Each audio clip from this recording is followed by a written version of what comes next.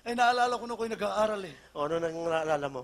Alam mo nyo, nung ako'y nag-aaral, ako'y nasa elementarya.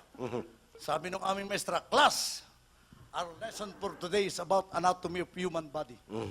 Kaya ang bawat isa sa inyo, kukuha ng chalk, lalapit sa blackboard, then draw your own.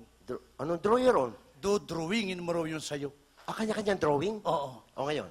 Sabi nung maestra, Tabo, ikaw ang unang mag-drawing. Kumuha ako ng chalk, lumapit ako sa blackboard, Aha. dinrawing ko yung akin. Ah, nag-drawing ka? Nung makita ng maestra, sabi ng maestra, very good. Ba, magandang pagka-drawing mo. Sumunod yung aking kaeskwela si Julian. Sabi Okay. ng maestra, Julian, ikaw ang mag-drawing na sa'yo. Oh. Si Julian kumuha ng chalk, lumapit sa blackboard, dinrawing din yung kanya. Nag-drawing din siya? Sabi ng maestra, very, very good. At very big. At, uy, mas magaling, ha? Ang sumunod yung aming kaeskwelang babae, Ay, babae? si Josepa. Josepa? Sabi ng maestra, Josepa, next, ikaw ang mag-drawing no sa'yo. Si Josepa ay kumuha ng chalk, lumapit sa blackboard. Aha. Nung dudrawing yung kanya, nakalimutan ang korte.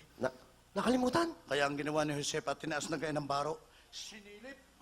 Aha. Sabi ng maestra, Josepa, no cheating.